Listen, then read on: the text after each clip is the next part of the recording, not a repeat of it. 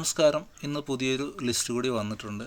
List വന്നിരിക്കുന്നതെന്ന് പറഞ്ഞു കഴിഞ്ഞാൽ എറണാകുളം ജില്ലയുടെ LGSൻ്റെ ഷോർട്ട് ലിസ്റ്റാണ്. 12 മാസം 7-ാം തീയതി നടന്ന എക്സാം, അതായത് 2024 12-ാം മാസം 7-ാം തീയതി നടന്ന എക്സാമാണ്. അപ്പോൾ LGSൻ്റെ എക്സാമിൻ്റെ മെയിൻ ലിസ്റ്റാണ് താഴത്ത് കാണുന്നത്. ആ ഒരു നിങ്ങളുടെ റോൾ നമ്പറിൻ്റെ ഓർഡറിലാണത് കാണുന്നത്. നിങ്ങൾക്ക് വീഡിയോ സ്ലോയിലിട്ടിട്ട് വീഡിയോ പൗസ് ചെയ്ത് നിങ്ങൾക്ക് ചെക്ക് ചെയ്യാം നിങ്ങൾ ആ ലിസ്റ്റിലുണ്ടോ ഇല്ലയോ എന്നുള്ളത്.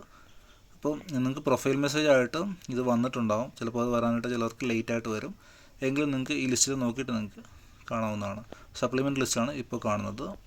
സപ്ലിമെൻ്റ് ലിസ്റ്റ് ഷെഡ്യൂൾഡ് കാസ്റ്റ്, അതേപോലെ ഷെഡ്യൂൾഡ് ട്രൈബ്, മുസ്ലിം, Anglo Indian, Latin Catholic, OBC, Vishwakarma, SC Nadar, schedule caste convert, Christianity, Dheevara, Hindu Nadar, EWS ഒക്കെ നിങ്ങൾക്ക് കാണാം. പിന്നെ ഡിഫറൻ്റ്ലി ഏബിൾഡ് ആയിട്ടുള്ള 4% റിസർവേഷൻ്റെ ലിസ്റ്റ് നിങ്ങൾക്ക് കാണാൻ പറ്റും. അപ്പോൾ ഈ ലിസ്റ്റിൻ്റെ ഏറ്റവും പ്രധാനപ്പെട്ട കാര്യം പറയാനുള്ളതെന്ന് വെച്ച് കഴിഞ്ഞാൽ number of candidates in the main ലിസ്റ്റിൽ 793 പേരാണ് എറണാകുളത്ത് ഉൾപ്പെടുത്തിയിരിക്കുന്നത്. അപ്പോൾ ലിസ്റ്റ് വലിയ രീതിയിൽ വെട്ടിച്ചുരുക്കലുകളൊന്നും ഉണ്ടായിട്ടില്ല. 793 പേരെ ലിസ്റ്റിൽ ഉൾപ്പെടുത്തിയിട്ടുണ്ട്. Number of candidates in the supplement ലിസ്റ്റിൽ 829 പേരാണ് സപ്ലിമെൻ്റ് ലിസ്റ്റിലുള്ളത്. 829 പേര് സപ്ലിമെൻ്റ് ലിസ്റ്റിലും മെയിൻ ലിസ്റ്റിൽ 793 പേരാണുള്ളത്. ഡിഫറൻ്റ്ലി ഏബിൾഡ് ലിസ്റ്റിൽ 32 പേര്. ടോട്ടൽ നമ്പർ ഓഫ് കാൻഡിഡേറ്റ്സ് ലിസ്റ്റിലുള്ളതെന്ന് പറഞ്ഞാൽ 1654 പേരാണ്. അപ്പോൾ ഈ ഒരു ലിസ്റ്റിൽ കട്ട് ഓഫ് വന്നിരിക്കുന്നത് 68.33 മാർക്കാണ്.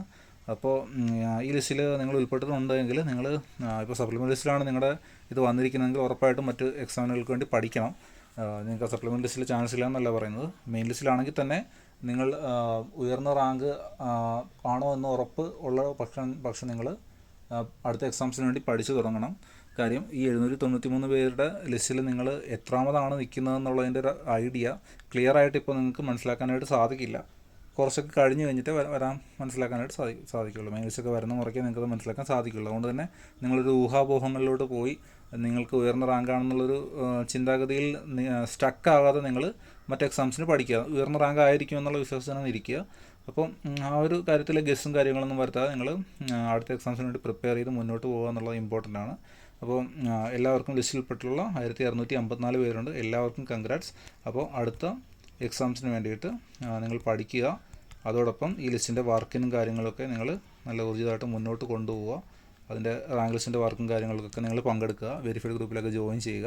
ചാനൽ ആദ്യമായിട്ടാണ് കാണുന്നതെങ്കിൽ ചാനൽ സബ്സ്ക്രൈബ് ചെയ്യുക. വീഡിയോ മറ്റുള്ളവർക്കായിട്ട് ഷെയർ ചെയ്ത് കൊടുക്കുക. വീഡിയോ ഇഷ്ടപ്പെട്ടെങ്കിൽ ലൈക്ക് ചെയ്യുക, അല്ലെങ്കിൽ ഡിസ്ലൈക്ക് ചെയ്യുക. അപ്പോൾ അടുത്ത വീഡിയോയിൽ കാണും വരെ ബൈ.